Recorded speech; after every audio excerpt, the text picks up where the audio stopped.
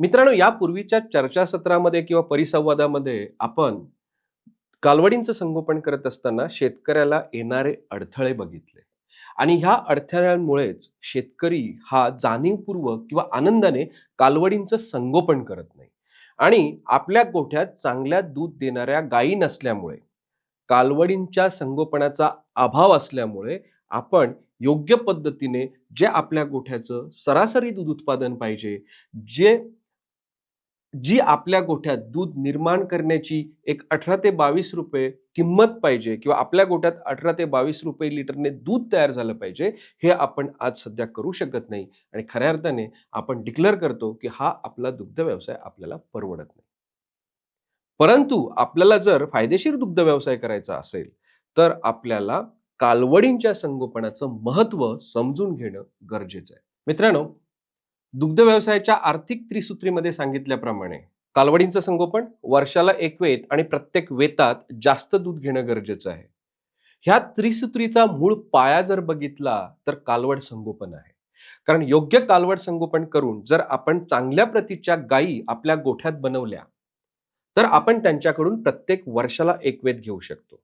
आणि प्रत्येक वर्षाला एक वेत घेत असताना चांगल्या पद्धतीने आहाराचं नियोजन करून आपण त्यांची अनुवंशिकता एक्सप्लोर करून आपण प्रत्येक गायीकडून जास्तीत जास्त उत्पन्न घेऊ शकतो. म्हणून खऱ्या अर्थाने दुग्ध व्यवसायाचा कालवड संगोपन हा पाया आहे. कालवड संगोपन करत असताना आपल्याला कुठल्या गोष्टींचा विचार केला पाहिजे किंवा कुठल्या गोष्टी साध्य करता आल्या पाहिजे आणि त्यावेळी मग आपल्याला असं समजू शकेल, नाही, कालवड संगोपन जर आपण योग्य पद्धतीने केलं तर नक्कीच आपण आपला दुग्ध व्यवसाय सोपा आणि फायदेशीर करू शकतो. मित्रांनो, सगळ्यात महत्त्वाचं म्हणजे आपल्या गोठ्यात आपल्याला नक्की कशी गाय पाहिजे. आपल्याला जर दुग्ध व्यवसायामध्ये 4 पैसे कमवायचे असतील, आजच्या परिस्थितीमध्ये दुग्ध व्यवसायामध्ये जर आपल्याला कमीत कमी एक 10 ते 12 रुपये प्रति लिटर ग्रॉस प्रॉफिट, ठोक प्रॉफिट जर कमवायचं असेल, आपल्याला आपल्या गोठ्यात दूध देणाऱ्या गायींपासून सरासरी 18 ते 20 लिटर दूध काढता आलं पाहिजे आणि एकूण गायींच्या म्हणजे भाकड गायी पकडून एकूण गायींच्या सरासरी आपल्याला 12 ते 14 लिटर दूध काढता आलं पाहिजे. आणि अशा प्रकारे जर आपण आपल्या गोठ्यात सरासरी दूध काढू शकलो, तेव्हा कुठेतरी त्या दुधाची किंमत आपल्याला 18 ते 22 रुपयापर्यंत जाऊ शकते. म्हणजे आपण आपल्या गोठ्यात 18 ते 22 रुपयापर्यंत दूध निर्माण करू शकतो. असं दूध आपण बाजारात आजच्या भावाप्रमाणे 32 ते 34 रुपयाला जर विकलं, तर नक्कीच मित्रांनो कुठेतरी 10 ते 14 रुपये आपल्याला प्रॉफिट मिळू शकतं. उद्या काही कारणास्तव हा दुधाचा भाव जरी 28 रुपयापर्यंत आला, तरी सुद्धा कुठेतरी आपल्याला 5 ते 10 रुपये नफा मिळू शकतो आणि आपण आपला दुग्ध व्यवसाय शाश्वत आणि फायदेशीर बनवू शकतो. आणि मित्रांनो, म्हणूनच शेतकऱ्याच्या गोठ्यात वेतामध्ये 5 ते 6,000 लिटर दूध देणाऱ्या, 7 ते 8 वेतं देणाऱ्या, प्रत्येक वर्षी विणाऱ्या गायी असणं गरजेचं आहे. ह्या गायी किंवा अशी गाय किंवा अशा गायी आपल्या गोठ्यात येणार कुठून?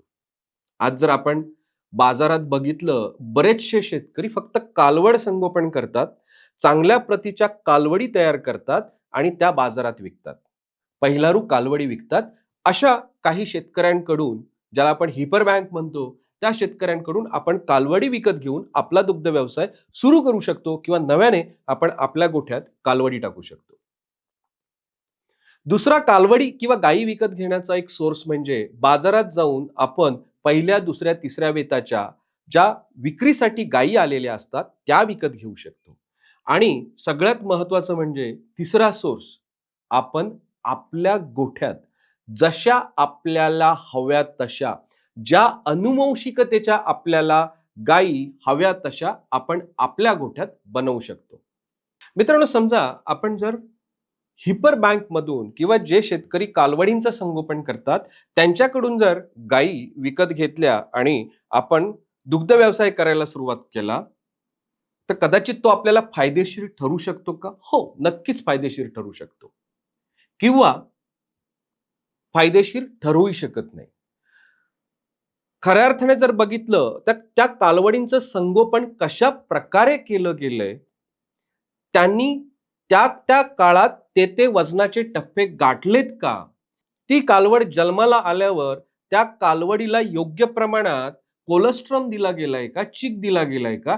त्यानंतर पुढच्या 12 तासाच्या आत त्या कालवडीला पुन्हा चीक दिला गेलाय का?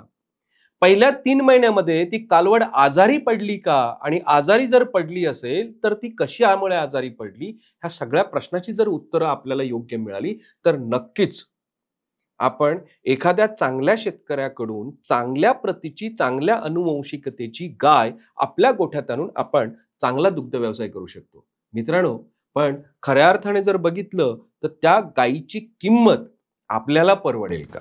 कारण जो शेतकरी कालवडी तयार करून विकतो त्या शेतकऱ्याची सुद्धा काहीतरी अपेक्षा असते. आमचे एक मित्र शेतकरी परवा गायी आणण्यासाठी पंजाबला गेले. बऱ्याच अंशी सगळीकडे फिरल्यानंतर त्यांना कालवडींची, पहिलारू कालवडींची जी सगळ्यात स्वस्त किंमत मिळाली ती 1,60,000. 1,60,000 रुपये खर्च करून जर आपण बाजारातनं गाय आणली तर त्या गायीचं अर्थकारण काय असू शकते? मित्रांनो, गायीच्या अर्थकारणाबद्दल आपण ज्या पूर्वीच्या परिसंवादामध्ये बोललो त्या बेसिसवर तुम्ही कॅल्क्युलेशन्स करा आणि मग ठरवा आपल्याला बाजारातनं 1,50,000, 1,60,000, 2,00,000ची जर गाय आणून दुग्ध व्यवसायाचं करायचं असेल तर परवडतो का? मित्रांनो, दुसरा विषय आला, माझ्याकडे पैसे आले, दुधाला रेट आहे, मी बाजारात गेलो, एखादी गाय आणली, गोठ्यात टाकली आणि तिच्यापासून दुग्ध व्यवसाय करायला सुरुवात केली. तिच्यापासून मला किती दूध मिळेल?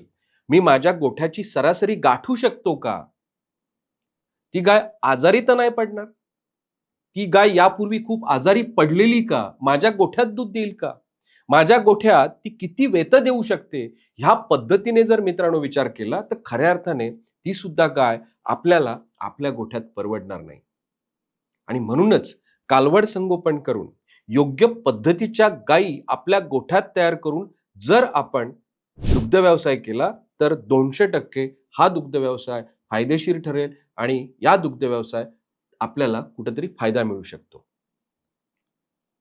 स्वतःच्या गोठ्यात कालवड संगोपन करून जर आपण दुग्ध व्यवसाय करायचा प्रयत्न केला तर मित्रांनो नक्की काय फायदे होतात हे आपण समजून घेऊया. सगळ्यात महत्वाची पहिली बाब म्हणजे त्या कालवडीची उत्पादन क्षमता आपल्याला माहिती असते.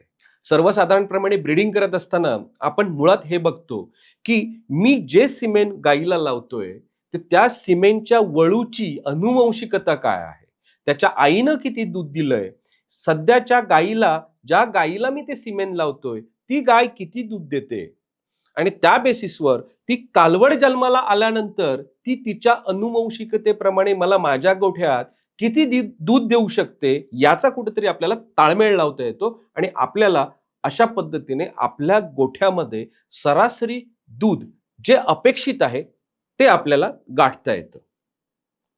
आता नेमकं आपल्याला सरासरी दूध किती पाहिजे? आपल्या गोठ्यात 7 ते 8 वेतामध्ये, प्रत्येक वेतामध्ये त्या कालवडीने गाय झाल्यावर आपल्याला 5,000 ते 6,000 लिटर दूध काढता आला पाहिजे. या अनुवंशिकतेची आपल्याला कालवड निर्माण करायची आहे आणि ती आपल्याला स्वतःच्या गोठ्यात निर्माण करत असल्यामुळे आरामशीर किंवा सहजरित्या निर्माण करता येते.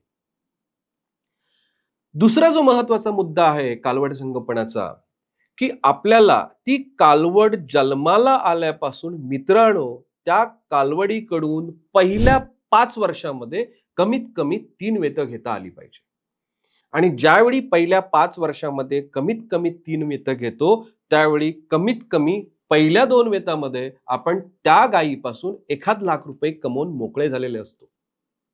आणि अशा अनुवंशिकतेची तिसऱ्या वेताची गाय ज्यावेळी तुम्ही बाजारात विकायला जाता त्यावेळी त्या गायीला तुम्हाला कुणीही कमीत कमी 1 ते 1,25,000 रुपये देतो. मित्रांनो, दूध काढून 3 वेतामध्ये तुम्ही तिच्याकडून 1 ते 1,00,000 रुपये कमवले. ती गाय विकून पुन्हा तिच्याकडून 1,00,000 1,25,000 रुपये कमवलेत. म्हणजे 5 वर्षाच्या आत एक 50,000 ते 75,000 रुपये खर्च करून चांगली गाय गोठ्यात बनवून तुम्ही तिच्याकडून 2,25,000 रुपये कमवलेत. याचा अर्थ असा होतो एक 5 वर्षाच्या आत एक चांगली कालवड आपल्या गोठ्यात तयार करून तिच्यापासून आपण कमीत कमी 1,50,000 रुपये कमवू शकतो. हा खऱ्या अर्थाने फायदेशीर दुग्ध व्यवसायाचा पाया आहे. अजून एक सर्वात महत्वाची बाब म्हणजे आपण आपल्या गोठ्यात कालवडीपासून गायी का बनवाव्या? मित्रांनो, आजची कालवड ही उद्याची गाय आहे. ज्या अनुवंशिकतेची आपण आपल्या गोठ्यात कालवडींचं संगोपन करून ज्यावेळी गाय बनवतो, त्यावेळी ती गाय शक्यतो आपल्या गोठ्यामध्ये तेवढी आजारी पडत नाही. कारण का? तिला गोठ्याच्या वातावरणाशी सुसंगत होता येतं. आणि म्हणून आजारी न पडण्यासाठी आपण आपल्या गोठ्यात गाय बनवणं गरजेचं आहे. जर आपण आपल्या गोठ्यात चांगल्या प्रतीची गाय बनवली, तर मित्रांनो आपण पुढच्या 3 वेतामध्ये त्या गायीपासून अजून ब्रीडिंग करून, योग्य प्रजनन करून अजून आपल्या गोठ्यामध्ये चांगल्या प्रतीच्या गायी बनवू शकतो. त्यामुळे आपली गाय आपल्याला ब्रीडिंगसाठी उपयोगी ठरू शकते. जर आपण बाजारातनं एखादी गाय आणली आणि तिच्या अनुवंशिकतेबद्दल आपल्याला पूर्ण माहित नसेल, तर अशा गायींपासून ब्रीडिंग करणं कदाचित धोकादायक ठरू शकतं. कारण त्यापासून निपजणाऱ्या कालवडी कदाचित आपल्याला जास्त दूध देऊ शकणार नाहीत, कारण त्या गायीची पुरेपार अनुवंशिकता माहित नसते. आणि आपल्या गोठ्यात तयार केलेल्या कालवडींपासून ज्या गायी निर्माण होतात, त्या गायी आपल्याला मित्रांनो ब्रीडिंगसाठी चांगल्या पद्धतीने वापरता येतात. मित्रांनो, म्हणूनच तुमच्या गोठ्यात तुम्हाला कालवड संगोपन का करायचं आहे? तुम्हाला तुमच्या गोठ्यात आजच्या कालवडीचं संगोपन करून उद्याची गाय का बनवायची आहे? याचं एकच कारण, जर आपल्याला फायदेशीर दुग्ध व्यवसाय करायचा असेल, तर आपल्याला आपल्या गोठ्यात 5 ते 7 वेतामध्ये 5 ते 6,000 लिटर दूध देणारी गाय पाहिजे. आपल्या गोठ्यामध्ये आपल्याला 18 ते 22 लिटर दूध देणाऱ्या गायींचं सरासरी दूध उत्पन्न घेता आलं पाहिजे. आपल्या गोठ्यामध्ये भाकड आणि दूध देणाऱ्या गायींचं मिळून सरासरी 12 ते 14 लिटर दूध उत्पन्न घेता आलं पाहिजे. आणि अशा प्रकारे आपल्या गोठ्यात निर्माण होणाऱ्या दुधाची किंमत ही आपल्याला 18 ते 22 रुपयापर्यंत ठेवता आली पाहिजे. तेव्हाच कुठंतरी आपण 18 ते 22 रुपयात तयार केलेलं दूध बाजारात 28 ते 34 रुपयाला विकून कुठंतरी 10 ते 14 रुपये, 15 रुपये प्रति लिटर फायदा कमवू शकतो आणि आपला दुग्ध व्यवसाय सोपा आणि फायदेशीर बनवू शकतो.